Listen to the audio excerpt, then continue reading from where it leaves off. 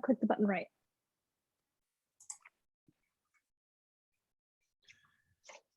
Awesome. So are we starting with demos this week? Is there a group that would like to go first?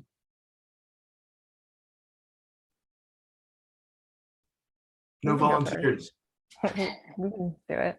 Okay, go ahead. Let's start with that then. Okay. I think I've got, let me just check and share my screen.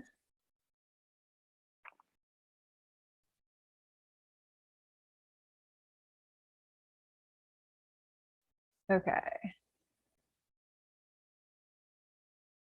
So Connie, did you want to, kind of explain a little bit about the functionality?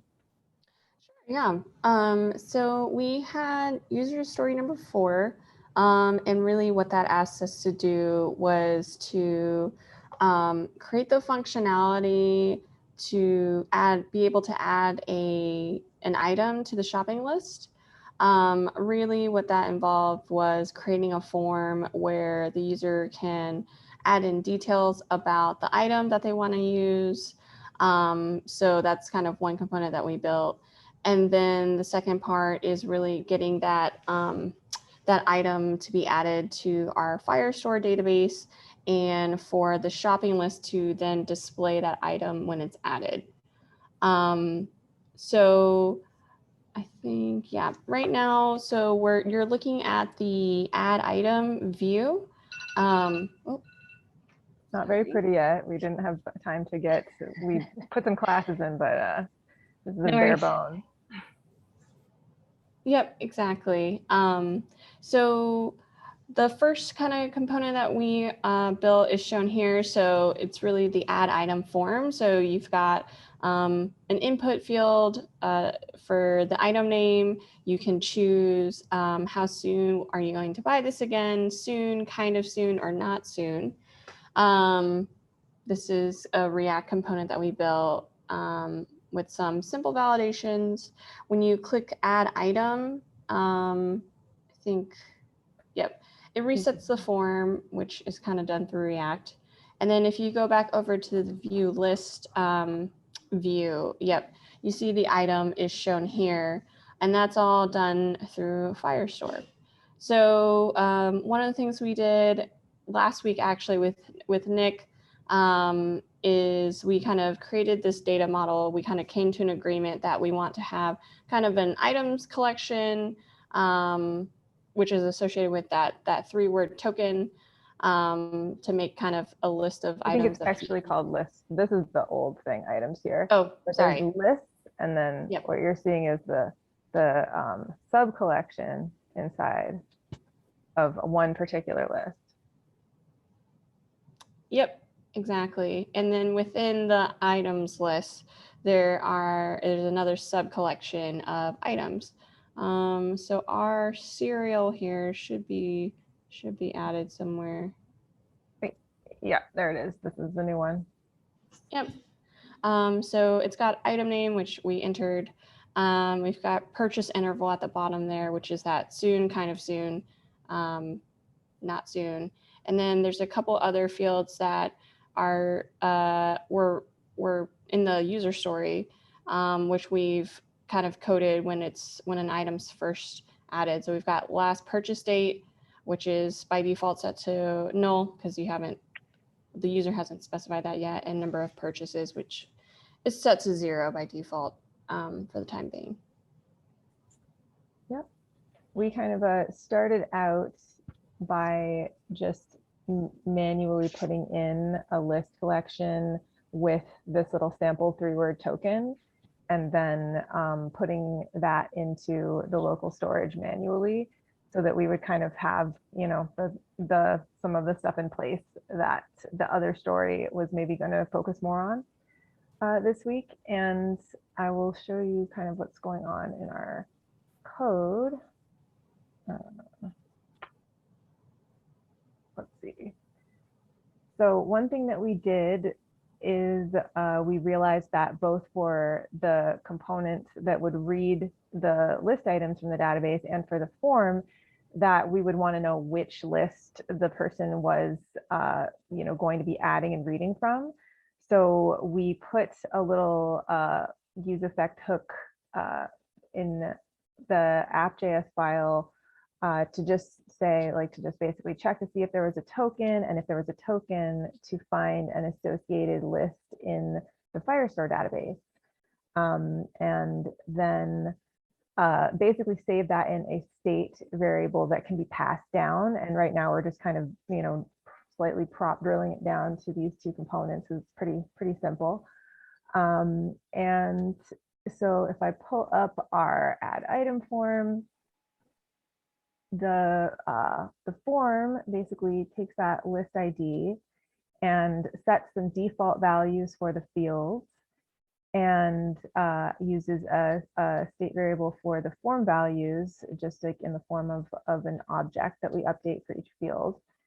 And every time the fields are changed, we have this little handle change function that figures out, well, what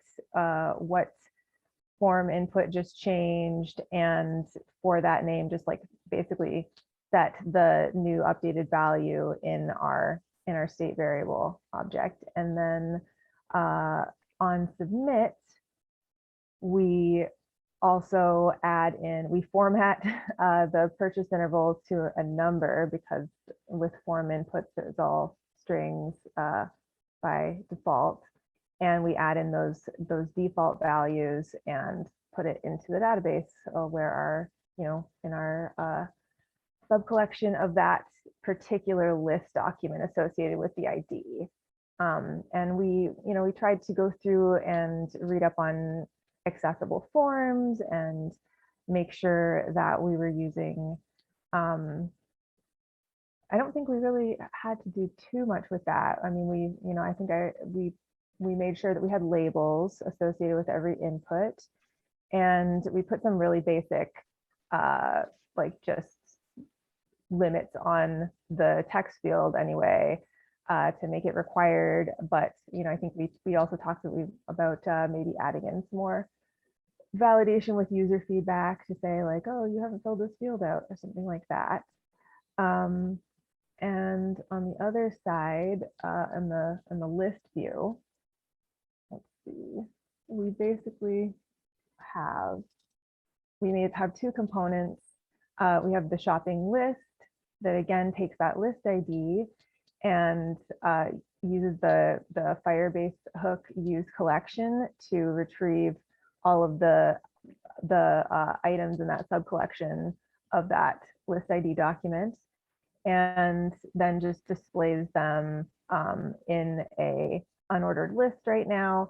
And we did make another component for the list item, even though it's pretty simple right now. Oh, sitting on top of my stuff here, because we knew that probably a future team was going to make this a lot more complicated, and that would keep things nice and neat. Yeah, and I think that's pretty much it. Pretty much what we did this week. Very nice. I'm curious with your add item form, if I remember correctly, or sorry. Yeah, you were adding an item where the token equals a certain token. Why did you decide to use the Firebase functions of where this token equals token versus the template literal that you used to get with the shopping list? That's an app.js. Yeah, I think in app.js, basically, the first thing we did is to find that list. Right. So that's something that we did in app.js is use where. Okay. And we did that basically because we were trying to retrieve the right ID to then pass that down. And then in the add item form, we just basically use that list ID again to say, to have this little async await function where we just add a new item to that list ID. Got it. So we did things with Firebase the way that we did, because we were really a little bit tight on the schedule, and we we're trying to find time where we overlapped this week. It was a pretty big scope, and there were some things that we wanted to spend some time brushing up on. So we basically used the first thing that worked and That's then great. ran out of time. And yeah, I'm definitely curious. We did find this neat little short form though. Right. Originally, I think Yanli, you mentioned this. Originally, we had it the long way where it's like dot collection list, dot document list ID, dot collection items. And I don't even think I saw this anywhere, but I'd seen something similar. So I was like, I wonder if this will work. And I was like, oh, that's way shorter. Let's do that. Yeah, that's great. That's that was why I was curious where you came up with this. So I think that's awesome. I do have a question. If you go up a little bit, I wanted to understand more about the checking that you did. I think it was on app.js and where query snapshot is empty. And what does ID in query docs do for So the check? this, I don't know if this is like strictly necessary. So I had a bunch of checks in here before, but basically the thinking was, I think I had a whole bunch of checks around the array, but then somebody pointed out, it might have been you, Anli, that there's like this handy little method that we didn't have a chance to look at the docs for. And I was like, oh, that saves me a lot. So I think this covers like, is there, I think the default is that you get an empty array and this covers checking that.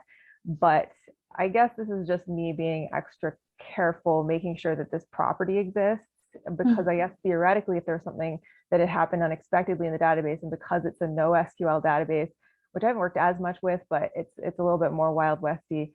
In my experience, you can kind of get away with, you know, not having all of the properties there, and that probably wouldn't happen in any specific situation that I can think of.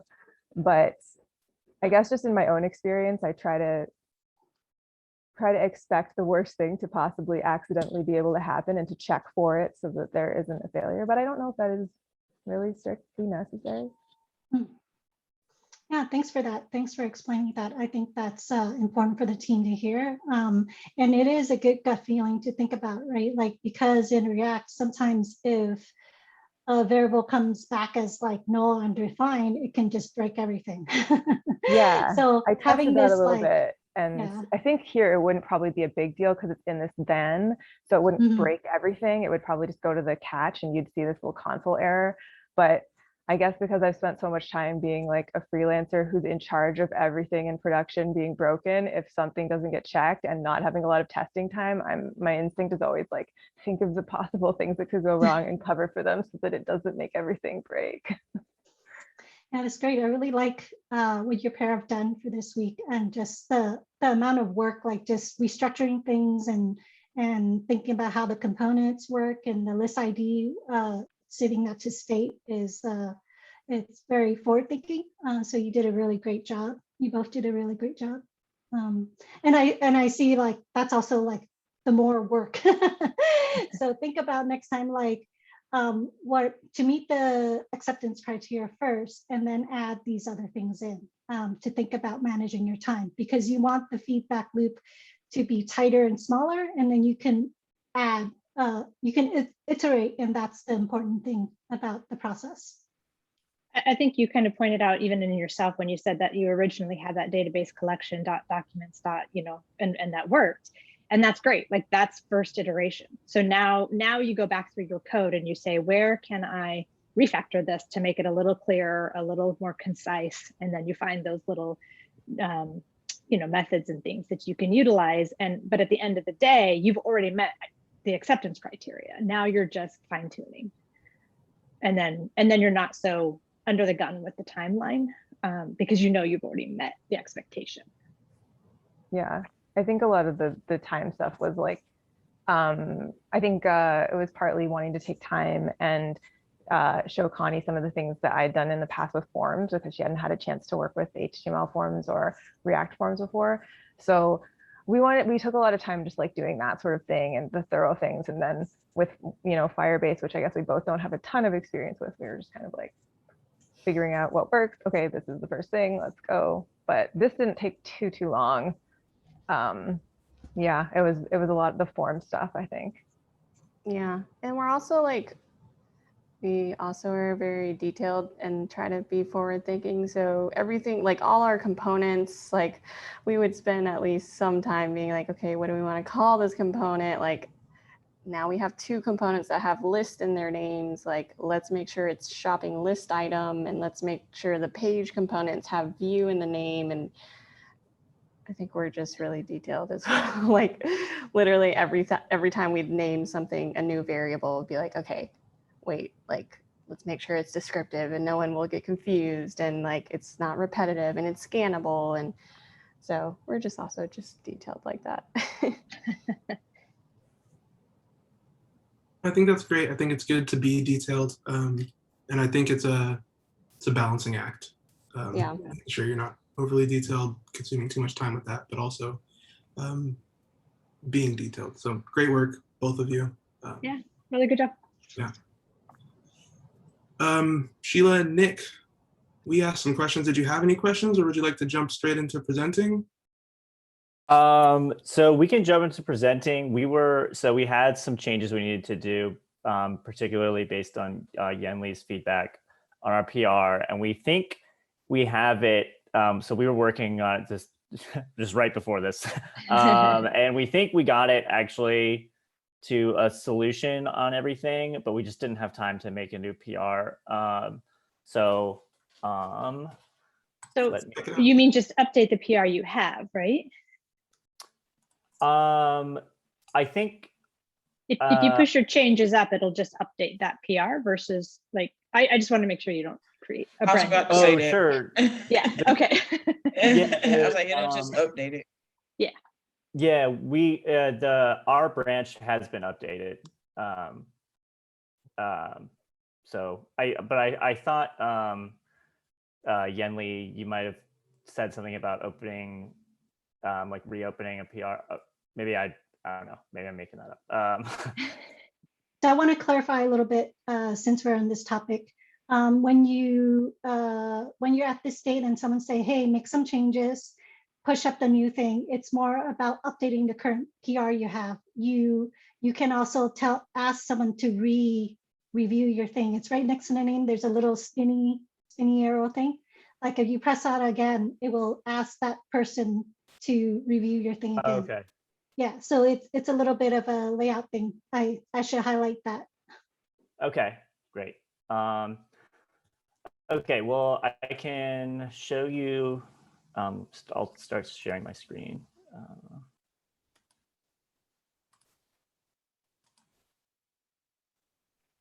Okay, is that coming up for everyone? Yep. Okay, so for this story, basically, what we needed to do was create sort of a new home view for the application, and then have a button to create a new list, which would also create a token that saves, a unique token that saves to our local storage, and then also redirects the user to the list view when they click the button. So this is our new home view, and then we have this button. And I think this should still work the way we expect, so we'll see. Yeah, then we go to the list component, and you can see in my local storage here, we have the token. And if we try to navigate back to the home page manually, we're redirected back to lists. And also, another thing that actually, Yenli, you pointed out that we needed to, this is one of the adjustments we made. If the user does not have a token, so if we delete this token, and we try and go to the list or add item view or page, we're redirected back to home. And so there's those two. So getting into our code. So we made a new component called home that is just this default view.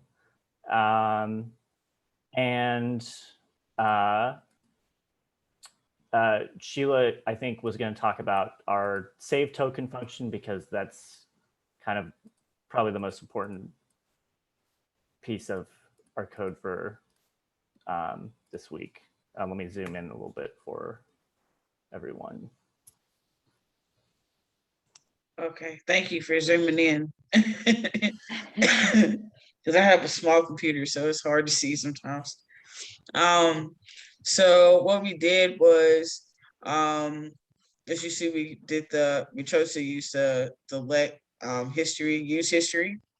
So, and if you scroll up a little bit, it's imported at the top. And then we have user token and set user token. So what we did was Nick had added the prevent default here. And then as far as he went and got the token from the get token here.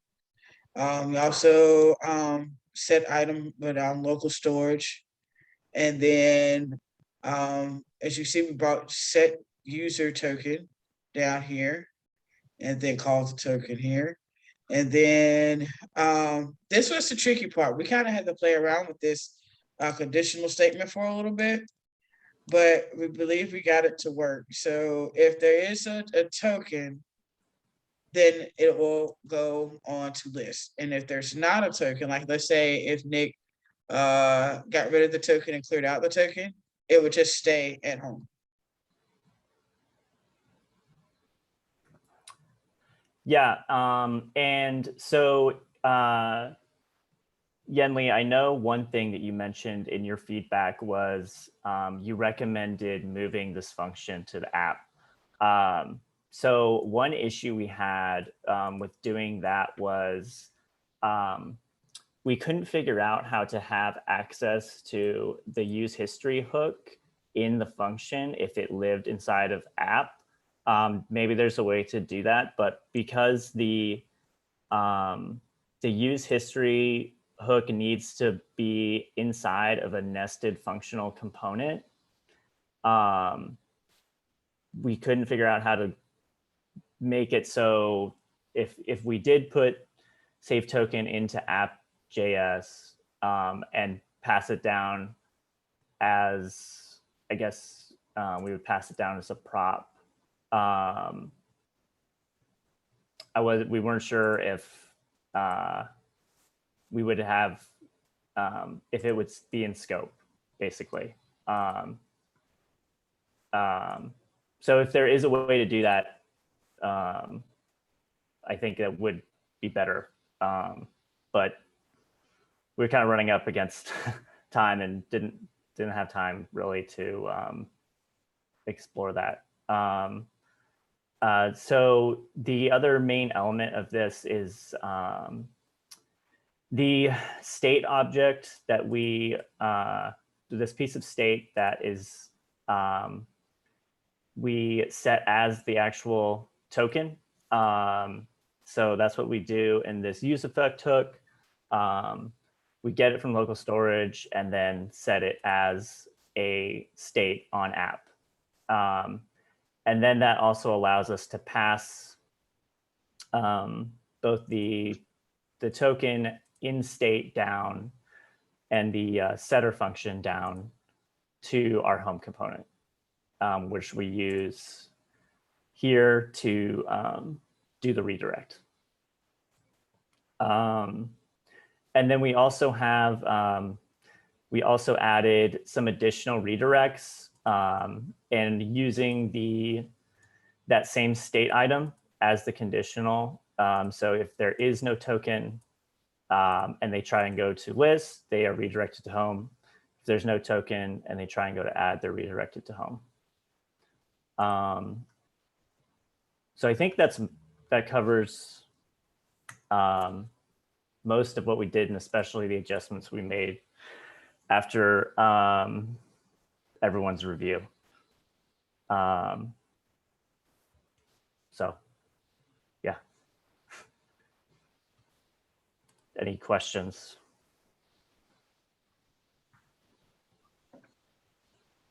Oh, sorry, I'm not close enough. Get my fuzzy finger. On line 39, where you are doing the redirect to list, Yes. when that functionally happens, you get that flash on the screen because it tries to go home and then it redirects. I'm wondering if, given that you have a conditional, if you can just set that path to be either list or home, depending on the condition. And that way it'll just go straight to list if the token is there, or it'll go to home if the token is not. And then it'll eliminate that flash. Oh, okay. So instead of using redirect, just use a conditional with route? you're saying? No, just where you have the user token. So if user token exists, go to the list component, else go to home. Okay. So you would actually just call the list component just the way you did on the same way you did on home, but you would call the list component instead.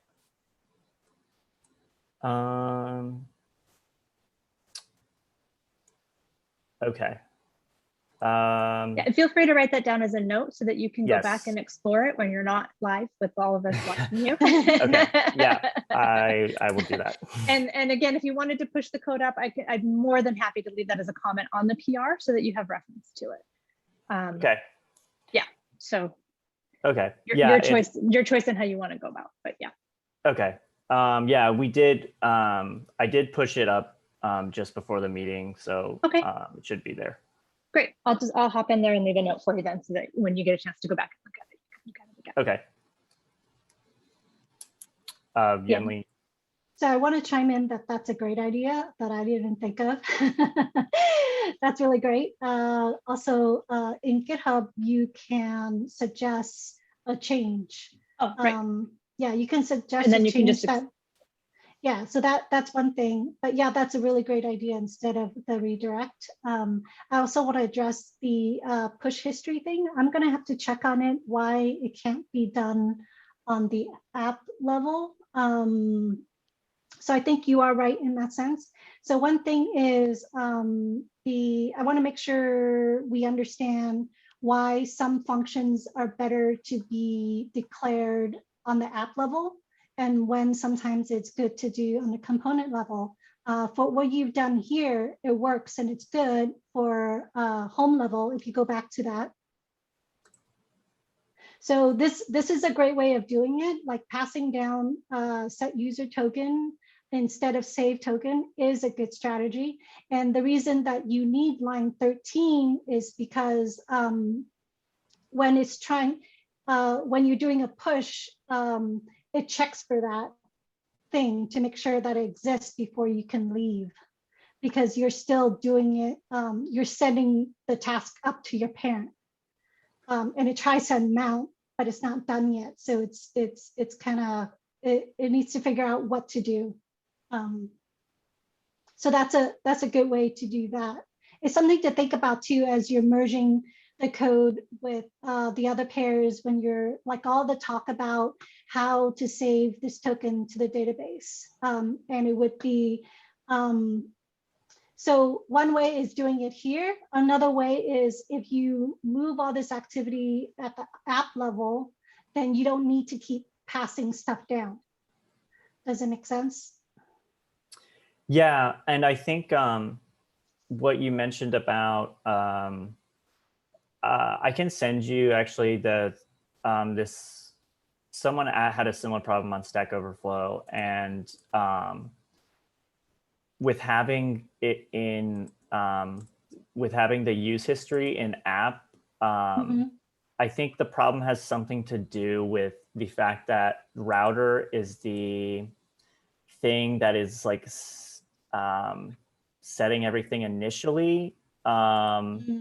So I can send you that that question Sure. because they had the exact error that we did. Yeah, I think it was saying like router, in order for it to work that way, we would have had to come out of router. Or I think, no, go one level up, I guess. But yeah, we tried it and we can never get it to work in the app. So Yeah, I can. I'll just send this in the group now. But anyway, that's the question that addressed the same issue that we had. Yeah, that's good. I mean, putting it here is fine too. The only thing is you have the function outside of this component, which is not really the pattern that's being used. And it's also not reusable if you think about like potentially in the future how you want to save the token, and there's certain actions around it. Yeah. But it looks really great. I love what you both did in making it work and receiving feedback. Sorry it was so last minute. I wasn't able to do code review until yesterday. And I also, GitHub was having some crazy things where I was in the middle of a code review and I had to walk away because toddler, you know, and I come back and half the stuff disappeared. And I was like, what? I started over again. And then I submit it and I see duplicate comments. So I'm like, I don't know what's going on. Anybody else have a question? Yeah, about April's comment about the redirect. If we can go back to app.js. Yeah. I was just wondering, April. So if we change that, 38 to conditional, 39 to the route, should we do that for the list route and the add route as well? Which is 45 and 48. Oh, I want to say no. Sorry, April. No, I agree, because I'm thinking those are actually redirects, I believe. Like that's kind of what your intention is to redirect at that point. Whereas the other one is like the first page you're going to show is either this or this. You're not necessarily redirecting them so much as you see the list first if you have a token, or you see the homepage if you don't. And these feel more like you tried to go to the wrong page. I'm going to send you where you should be. So it's more about like intention or kind of what you want the user experience to be. I think to step back a little bit, I think even for line 39, the reason that it redirects is it changes the URL in the browser. So if you were to put list there, your URL will still show as your home. So if anybody bookmarks that for the future for themselves, they're getting the root path, which is not really correct. So I'm not a fan of the flashing either, but you want to make sure that when people are in list view, the URL matches what they're seeing. I kind of think, I don't know if this would work, but I was thinking more the same way as Nick in putting the route, like the route component in a conditional. And that would adjust the list as well. I don't know if that'll work. I haven't investigated that at all. Yeah, I can see where that might work, is of moving that conditional up one level. Yeah. Yeah, and so Nick, that might be something you just kind of have to play around with to see where you get the best user experience on that. Okay. Yeah. Yeah, and I'll that's a good consideration, Yenli, about the bookmark. So I'll be sure to consider that too when we're messing around with this part. I did have one more thing to add, sorry, and not to bounce back and forth, but in regards to moving the save token into app and having troubles with the use history is perhaps there's value in making the actual save token portion its own function that then gets passed down, and then doing a handle click. And within that handle click, you call to that save token, and then the next part of handle click is to redirect. And that way you put your concern where you need it in app, And then where you need the use history concern, it's also where it needs to be. And you can kind of utilize both scenario, you know, both. So you're saying So do a handle click that lines- has save token inside of it, Mhm. and Yeah. move save token to Yeah. app. So if you move lines 8 through 12 Uh-huh. back into app and pass that down as save token, then you can, on line 20, your on click can be a handle click or whatever you prefer to call it. And that handle click's first action will be to call save token. And its second action will be to do the history push. Okay. Gotcha. And that way, future people who might need to save a token, they might not need to push to list or anywhere else. They then can build on that save token function however they need to within their usage. Yeah, that actually think that would be good, because that takes care of kind of that it was, you know, not really Yeah. optimal to have this inside of the home. Right.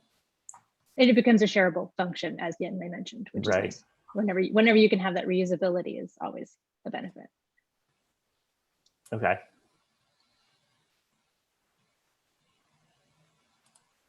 All right. Great job, everybody. Yeah, really great. good. I don't know, April, are we doing retros next, or is that cool? Retros are next. Let me, I know that I put the link into the group before, but let's just make sure that everybody has access to. That should be it.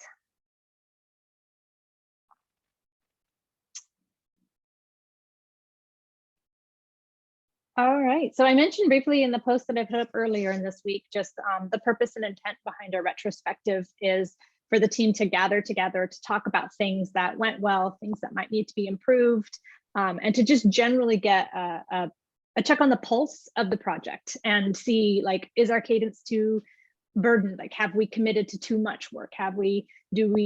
Did we underestimate our abilities and, you know, our complexities, and can we add additional work into the next flow? And, you know, this workflow is working really, really well. How can we build on that and make that, you know, flourish even more, and those kind of things. And by doing it every couple of weeks, you make sure that that's happening and that iteration is occurring throughout the entire build process. And it just makes it a far more efficient system for everybody. And any issues or plus or minus, you know, again, good things, bad things, they can get addressed really quickly so that whatever adjustments need to be made can be made to make sure that everybody's working at the most optimal place. So that's the goal and the intention behind the retrospective. And so what we'd like for you guys to do right now, and I believe the mentors are also doing this, but correct me if I'm wrong, Yenli, is on each of these columns, you'll see there's a plus side, and you you can click on the plus, and I can share my screen if you need me to. You click on the plus right next to the title, and there's an add comment box that will open up, and you can leave a comment card and add that in there. And so I'd like us to just kind of take the next 10 minutes or so to just go through and each of us add a card into each of those columns. And I wish I had some Jeopardy music, but then that might just put too much tension on it all.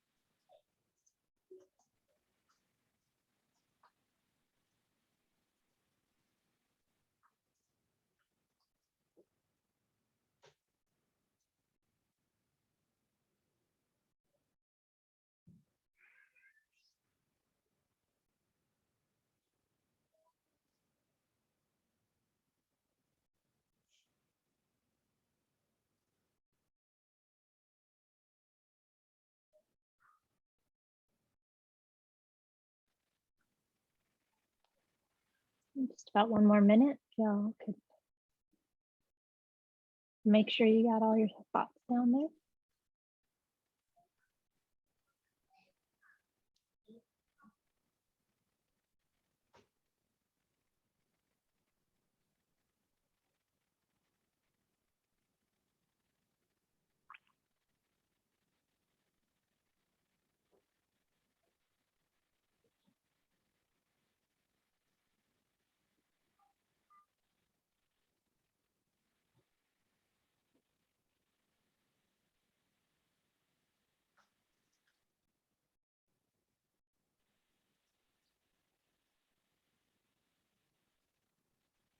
Does anybody else need another moment, or are we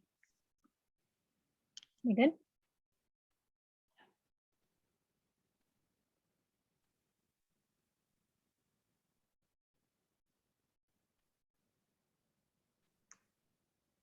Thumbs up here.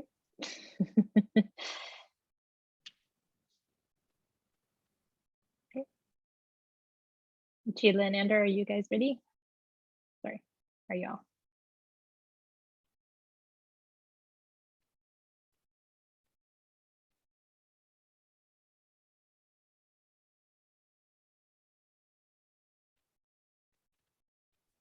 Sorry, I was muted. That's all right. I thought you were just deep in thought on your. Okay, great. So what I'd like to do now is to just go through and to have us kind of quickly go through the cards, and what we'll do is have each person kind of read the cards they wrote. If there's anything you wanted to kind of expand on or whatever, you know, within a reason. Obviously, if it's something that needs to be a big or larger discussion, we may need to kind of move it just because of timing. But let's get started. And Connie, you're right at the top of the appreciations file there, or column.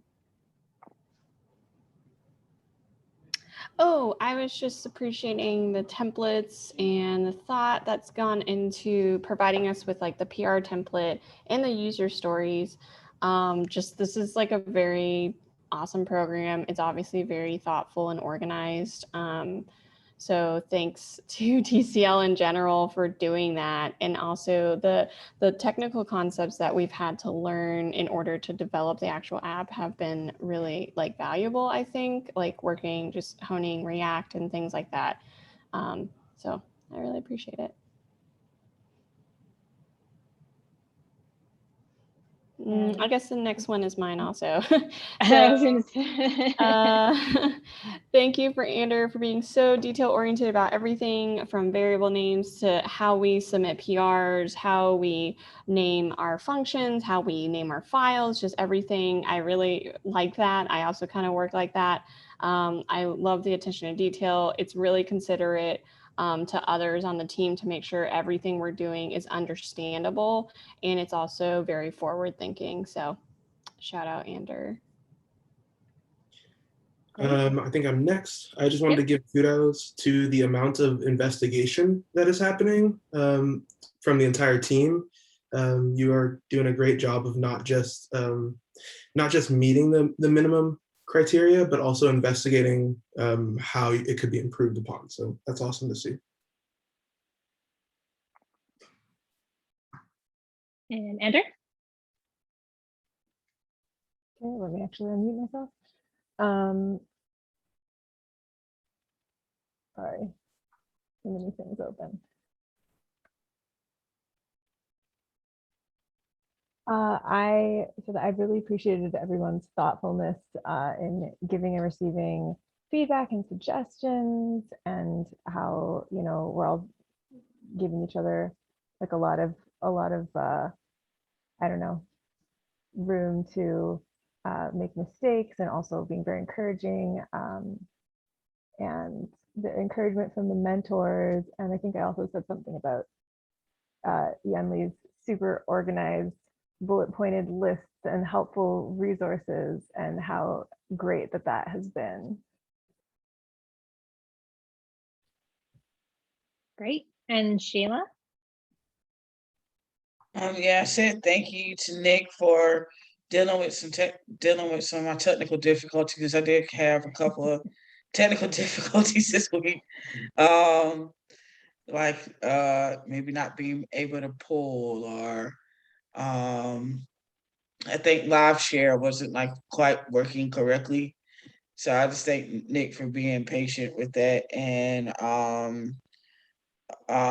just working. And I like working together, uh, just because we were able to talk changes through. Great. And then looks like Connie, you have another one here, knowledge sharing. Yeah, just really appreciate that. There's some concepts that are a little bit newer for me. So like things like React hooks and forms in React, and just being able to kind of learn from the others in my peers on these concepts has been great. Great. I mean, mine's just really simple and basic, but the first few weeks have been fantastic. Like it's been really fun. You guys are doing a fantastic job, and interactions and everything have just been top notch. So thanks. And then Nick. Oh, just thank you to Yenli for your feedback on our PR. It was kind of like my first time getting some like feedback on some code where like something was wrong. So it was really helpful. And you know, you found a bug that we didn't find, and it didn't show up, you know, the same for us in our testing. So I mean, it's really helpful to have. Great. And Cameron? I just wanted to thank everybody for the amount of learning and teaching that's happening in an open space, an open forum. I haven't worked in this tech stack for quite a while, so it's very, very nice to learn some of the newer things that are happening. Great. And Yenli? I'm loving all the conversations that are being had around the work, you know, on Slack, on the different channels, in the code reviews. I think it's really great. And the next one is also thank you to Ander, Connie, Nick, and Sheila for trusting us, for us to, you know, also your patience too on some days where family and work, it's hard to get to the code reviews. And I would like to give it sooner than later.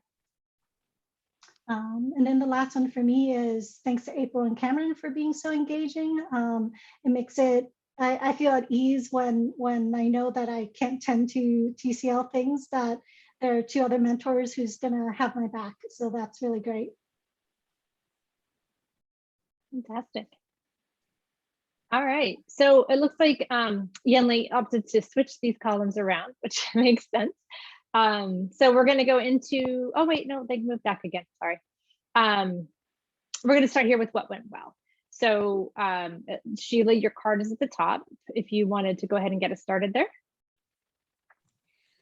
I mean, I think, and it's probably been already said, I just think our team just handled working together really well, like with some of the discussions and conversations and everything that I saw. So I kind of agree. I think that part went well, and I kind of agree with Yenli on that.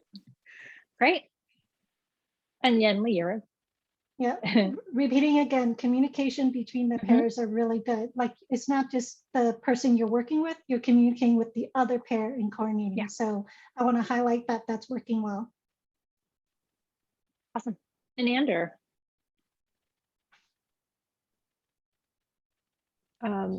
Yeah, I think it's been really helpful when we've been able to take time to plan together like we did for the data structure. Great.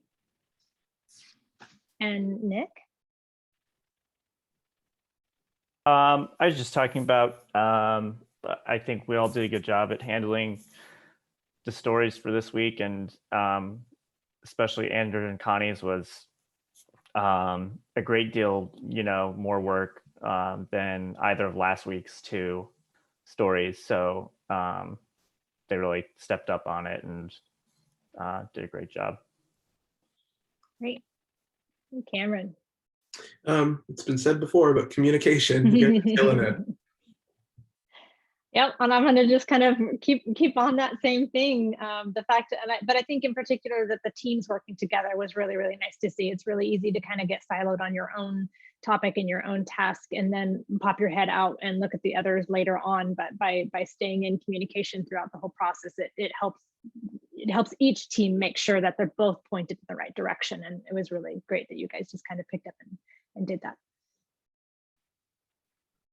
I want to give kudos to Connie for sharing in Slack what the team discussed last week. It really gives insight to us mentors to get a sense of what your progress, what your decisions are.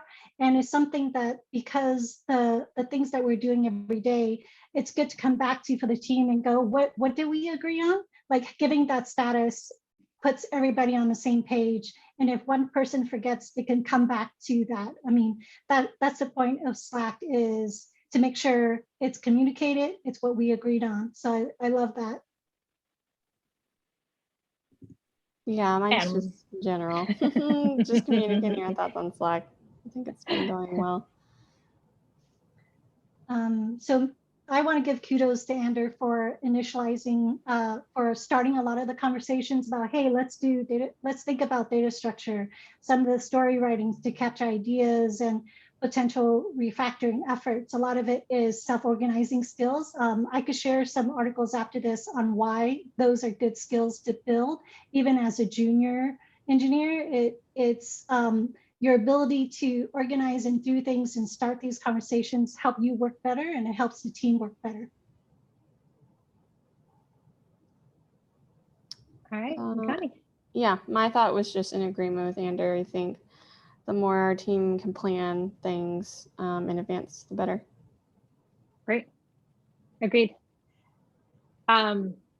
So now let's dive into where we can maybe make some improvements. And Ander, you're up at the top here. Yeah, so I think that when we've done this, as I said in the last one, this has gone really well. But particularly thinking about this week, this past week, things like there was like kind of some overlap between our issues in another way that I think that maybe if we had spent a little bit of time planning or had something of a system for how we're going to like assess really early where is the overlap between our issues and how can we make sure we're on the same page. Like I kind of feel like that might have been really helpful for Nick and Sheila as well, because yeah, like some of the things that we need from their part of it are going to have to be added in now after, and that could be something we could really improve on in the future and prevent like as much refactoring. You know, I'm sure it will always happen somewhat. Learn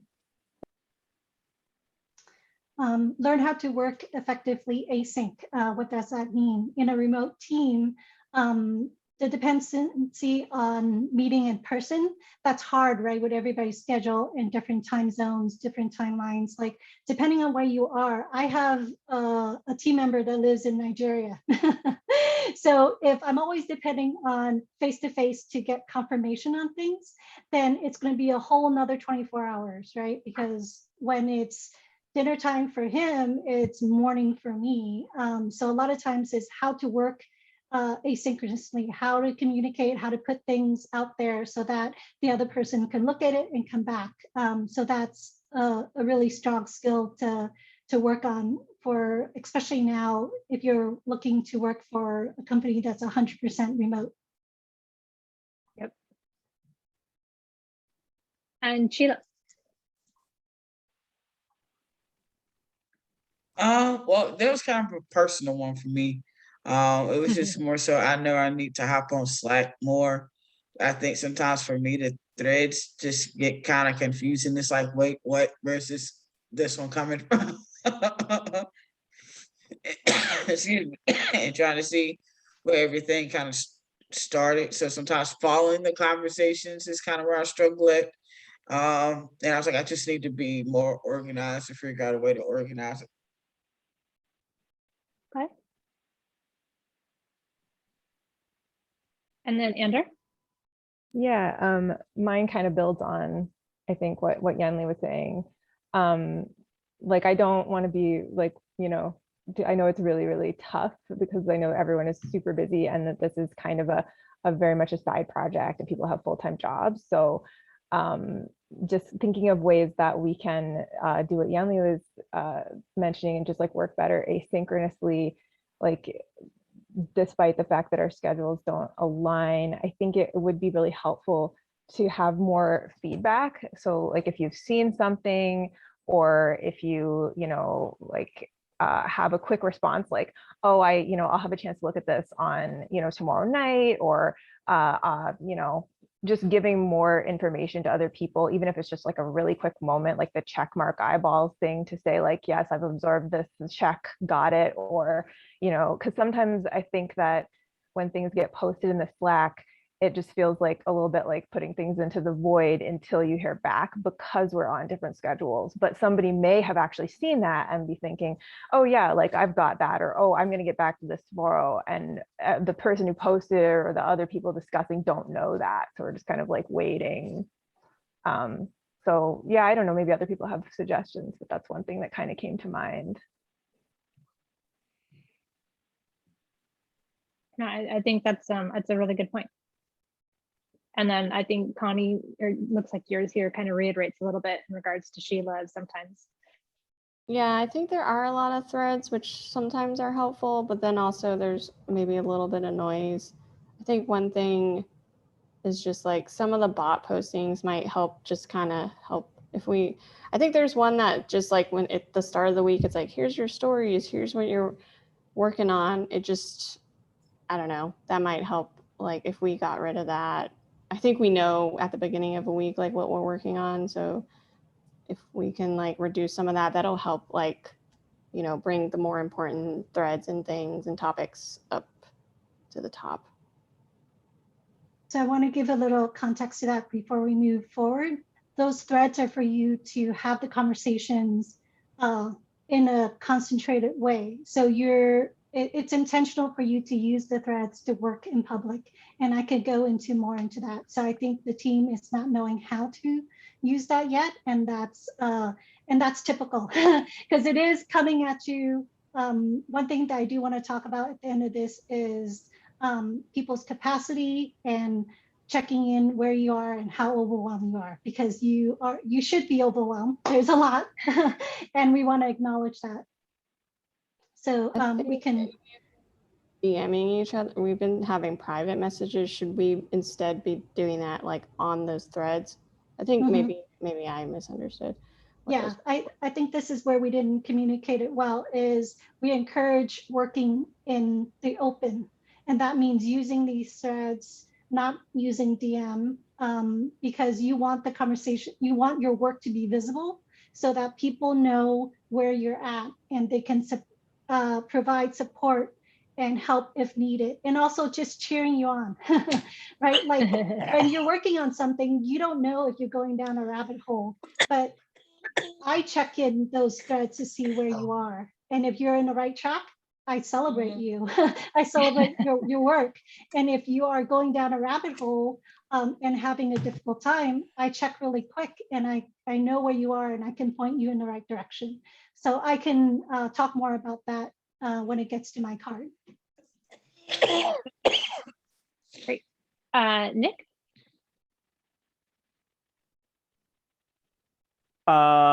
Yeah, so I think we kind of already addressed this, but just moving those like broader discussions to discussions from reviews, so that I think it's good for the reviews to be kind of a little more like tightly concerned with the AC for that story. And obviously when you're reviewing someone's code, things are going to come to mind. And so I think the discussions are like can be a really helpful thing for that. Yeah, and speaking of, I don't know if you all saw that I was able to have that discussions tab activated for our repo. So it is there now, because I know when we were in office hours, it wasn't there, but it is there now. Connie. My comment was our story did turn out to be quite large. I think maybe just for the organizers of TCL, you may want to consider making it smaller for future cohorts. Yeah, no, that's really great feedback. It's kind of one of those tricky, it's a tricky thing. Like, where do you split without losing context? You know, because sometimes you need the full context to really get the function. So, but that's feedback that can be looked at and potentially broken down. So, thank you. And Connie again. Maybe it's just my personal schedule, but for me, like weekends are when I'm like away from my computer because, you know, it's like social time. So when there are a lot of like reviews and updates to the PRs, I just struggle to keep up with like what's been happening. I don't really know what the fix is for that. I probably just need to carve time out of my weekend, but it's just something that I've kind of been struggling with. So apologies for delays and things, especially on the weekends. Cameron. I think, so my comment was breaking larger chunks of info into smaller, more manageable bites. But I think what I'm really getting at is kind of what Nick spoke about, in that the reviews, maybe keeping the comments closer to the AC and then having discussions for bigger topics. Great. And then Nick.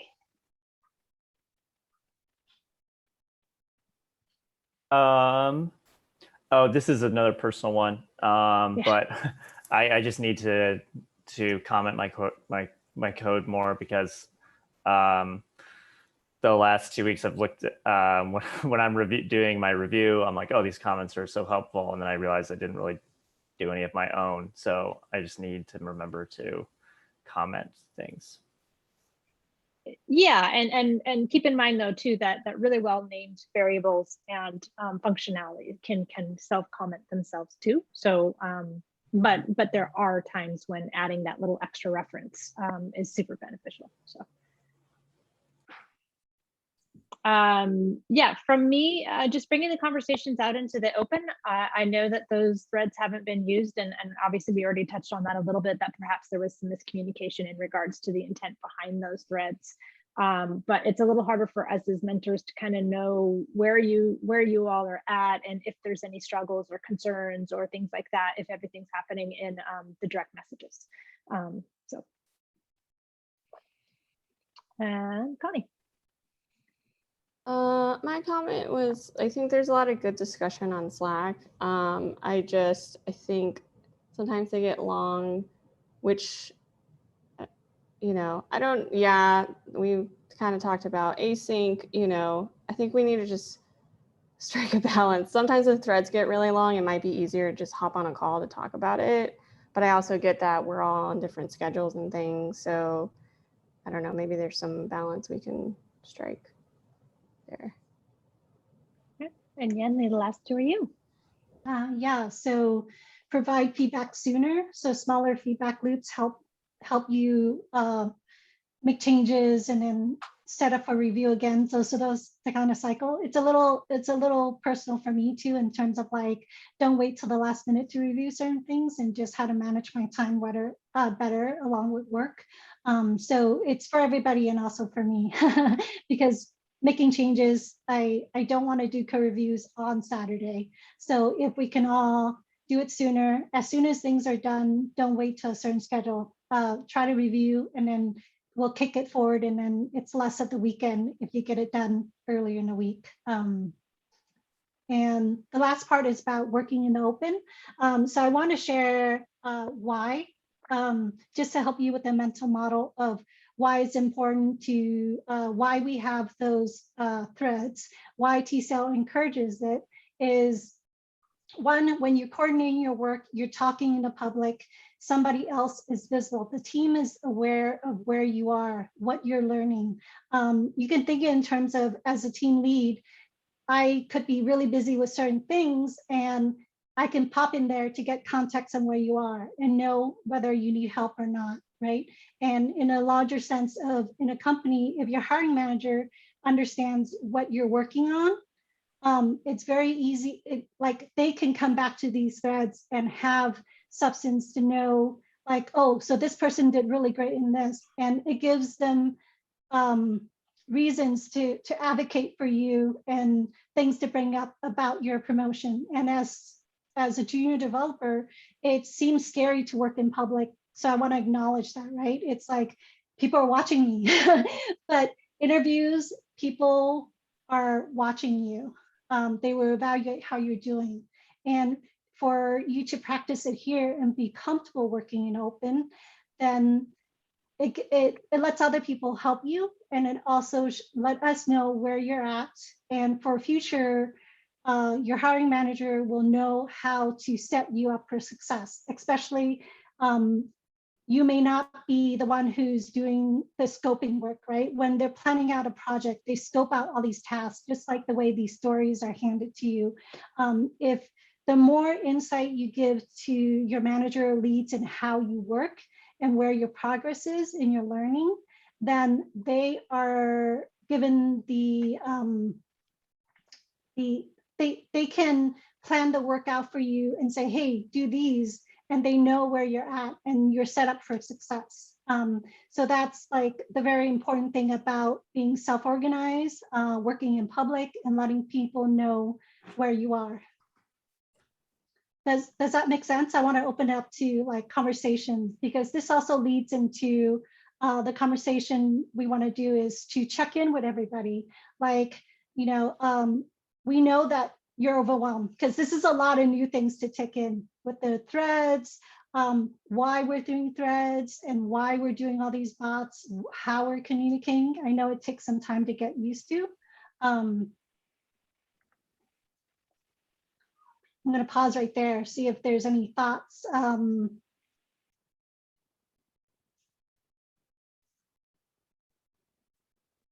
would just say that, you know, thanks for the additional context on the importance of it. And, yeah, I think that us understanding that will, you know, we'll want to do it. So that's all. Yeah, one of the things that in my current job with my manager and team, context is very important. Understanding what other people are working on and also understanding what's going on overall is really important. And people don't, and it's hard to get context unless you share these things. And it informs how someone works and how they can work with you, and also where they can pick up the slack when certain things, like one of our coworker, he has the Mac walls where he's in Nigeria. It's like his laptop just broke in the middle of, I don't even know what. He had so many stuff on his laptop that were not pushed. So like for 2 weeks, he's just not available, and he's just working on trying to fix all those things. It's not that easy to go to the Apple store there. So it's, how can we help, right, in those kind of situations as a team and in communication and collaborating. So that's something to think about. And also one thing I do want to highlight is, you know, managers, the really good managers are the one who will let you self-organize and do things. They don't want to instruct and prescribe. They want to give you things and then let you run with it. But in order for them to let you run with it, they need to be able to know how you run with it. Does that make sense? Yeah. Yeah. Any other thoughts, concerns? Ander? I was just going to say, I've been using like the private messages to, especially before that thread even gets posted, to try to coordinate times and all the stuff that didn't seem to me to be like super important, which I like think is, should we, like the scheduling stuff or even like a summary of that, is that important? And then the other thing I'm thinking with talking, I think most of the stuff that gets lost in the things that I've done so far are the conversations we have in person. So maybe is it a good idea after we do have meetings like pairing meetings to kind of post a little bit of a summary to be like the thing you said about what Connie did, I also appreciated the like summary when we had the meeting when she took the time to post that. So maybe we should be doing more of that after we have our pairing sessions as well to keep the context available. Mhm. Yeah, I think that would be good. The scheduling is fine too, because if, let's say for a certain week that you are busy interviewing and you have certain things that are lined up, and that's okay. that is okay. We want to support you in that. So one, how do I know that's happening? And how can I support you? So that's the way that I'm going to pose it to you, right? Like if you can give me context and how I can help you, then that is better for you and me in how you work. And it's the same thing with your hiring manager. If you want to work independently and you have certain struggles or there are certain things that you want to work in a very fragmented way, like all those are good as long as someone else knows that that's what you're going through. So that's kind of where I'm posing in terms of working more in the open is when you are practicing it here and it's in a healthy environment, then you will feel more comfortable about it when you're at a real job. Because I want to acknowledge that it is a hard thing to do. And I'm also working on that skill myself at my day job. I just wanted to add just real quick in regards to like the synopsis or whatever of your pairing sessions. It can even just be as simple as what the to-dos, like here's where we ended and here's what we need to do, so that when you pick it back up again, you're both picking it up at the same spot. Or if somebody maybe is going to tackle a little part of it asynchronously or something, and then they can update the to-dos. And so it doesn't have to be like a full rundown of everything so much as, you know, a bullet point. We did this, we need to do this, something simple. Yeah, the focus of the midweek check-in bot is kind of similar, right? It's like, what have you done? Do you have any blockers? And those are the things that I check, because if you have a blocker, then I want to help unblock you. I know for myself, common thing. Yeah, go I was ahead. just gonna say for myself, like at the end of my day, if I haven't pushed code up that I'm waiting for a review on, like if I'm in process, I always leave notes to myself, either directly in the code or on a piece of paper or something of where I left off and what I need to do next, so that I can come back to it. And that thread would be a useful spot for something like that.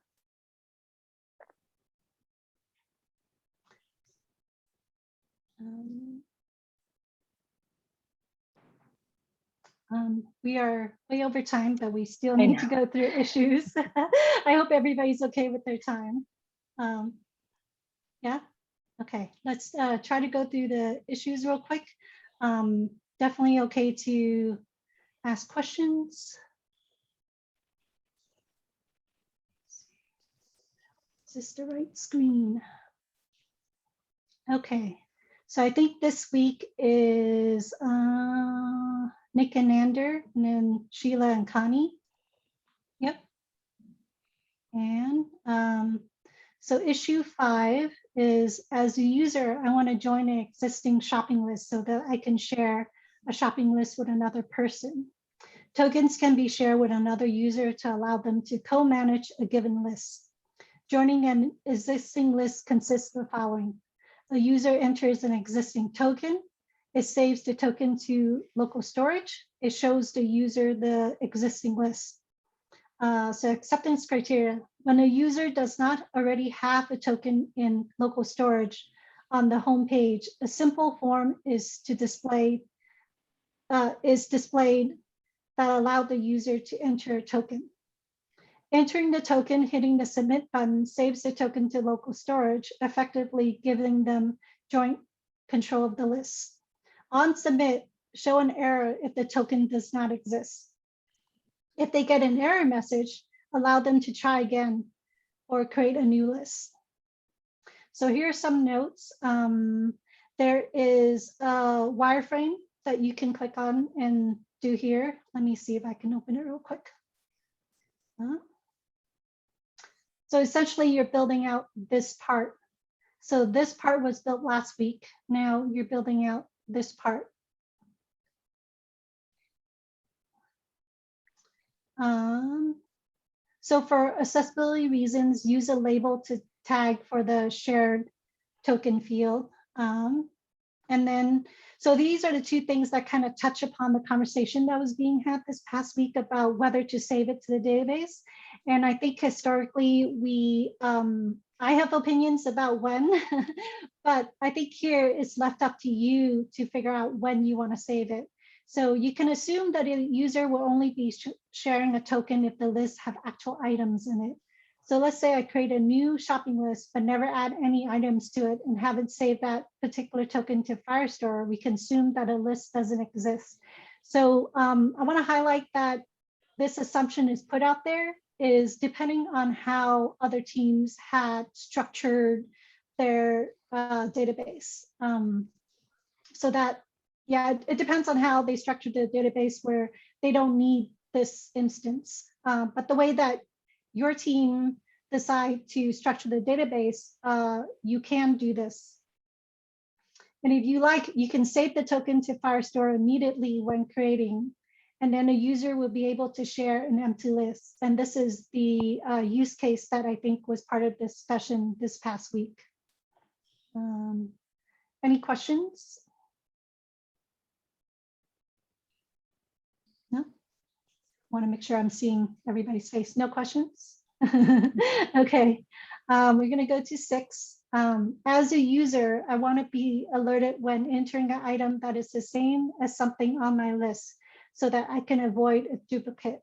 So the AC is show an error message if the user tries to submit a new item that has the same exact name as an existing list. So if someone put in chips and you put in chips again, it should have an error message saying, nope, chips is already on the list. You don't need to add it.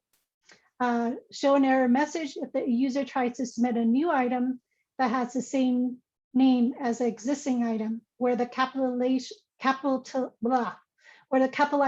have been normalized and punctuation have been removed. So I think if the person put lowercase chips and next time they do capital CH chips, then that should also show an error. The user's original input should be what gets saved in the database. So if someone used capital letters, then you save it as that. But when you do the check, you make sure that they're in the same case or case insensitive. Any questions on this one? I feel like this one's straightforward, but I try not to say everything straightforward because it could not be. I don't want to say things are simple either. I also feel like that's kind of misleading. Okay, it's okay to not have questions anytime something comes up or any other use cases that you're thinking about. I want to highlight that Andrew did want to do form validations and stuff. So this is like sort of a little bit around that. But I want to make sure that I'm not overwhelming everybody with work. So questions to the pairs, what would you like to work on?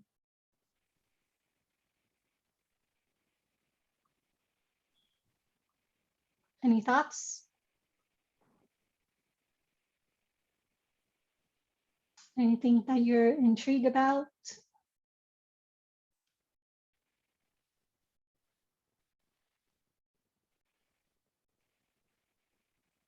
No? No opinions this week? Then I'm just going to go down the list of like 5 and 6. So Nick and Ander, 5, is that okay? And then Sheila and Connie, 6. Cool. All right. And I think that's it. I will Issues. post soon in Slack some availability for office hours. So look out for that. Cool. And now I'll create the pair bots after this because I can't sometimes do things at the same time while I'm talking. So yeah, so I'll create those. So I definitely recommend try to work in public, work in the open. and see how that feels. And let's like check in. You know, it's totally fair to be like, I feel uncomfortable. Why are you making me do this? That's all fair statements. Nick? I had go Oh, Nick. go ahead. Nope. Go ahead. Okay. So I just like before we jump off, one thing that I wanted to mention is I think that the merging sort of and resolving any conflicts is kind of falling to Sheila and I this week because we're the last one's done. I was just gonna say that if anyone maybe Ander, if you want to work with us on that, because I know you handled it last week, and I'm honestly like a little bit worried about resolving the app.js file just because we both worked in it a lot. So I guess I'm just calling out for help because I'm not. I at this point I don't feel like totally comfortable handling that. I think that's great. Also, since we're working together on kind of continuing what you two were working on last week, I think that'll be good continuity because we'll probably be expanding on that. And maybe while we're doing that additional functionality that really overlaps, like we can take care of handling the way that Connie and I have components reliant on that list ID. And yeah. Like it seems like some of the notes that Yenli was mentioning in the issue are very relevant. So good. Cool. Yeah. Like this is the place to get comfortable with merge conflicts because that will happen. And I want you all to get to the state of merge conflicts, whatever, been there, done that. It's all good. We'll fix it. Yeah, you fix it. Yeah. You can always fix it. I wanted to just bring up a real quick thing that came up Ander and Connie's PR when Connie did her update, the JSON lock or the lock file added the new versions. And so there's a lot of additional, and it had been adding like 20,000 lines of code because there's like a backwards compatibility thing. So it keeps all the original code and then restructures whatever. I put some notations in regards to the documentation under Andrew's question on their PR if anybody wanted to reference what that is. But I do think that if some of us are using NPM 6 and some of us are using NPM 7, that we're going to have that happen over and over again, depending on who runs that NPM update. We're going to end up getting that 20,000 line JSON file, and then the next person who updates that JSON file gets adjusted and those lines get deleted, and then we're back and forth. So I guess that's more of a question to the group as a whole, but Yenli, from experience, do we care? I mean, when you're looking at a PR and it says it has 20,000 line changes, that's a little like jarring. I think at this point, we don't need to run NPM update. Yeah. That's what I was going to suggest, is that we just assume that we have the latest of everything from this point to the end of the project and leave it alone is my vote. So yeah. Cool. Typically in a team, when you have the repo already set up, you don't always do an update because you need to stay on a certain version on certain things. Yes. So there is a lot of sometimes ceremony and work to think about, oh, should we upgrade certain versions because it can break a lot of things. Yes. So yeah, so initially when the project set up, NPM update, but not a regular thing. Perfect. Cool. All right. Well, Thank you hope for you all your have patience a- and hanging out with us Yeah. for the extra time. I think Yes. I think taking the time to go over that is really helpful, though. I think it, yeah. So thank you. Thank you, everybody. Bye. Well,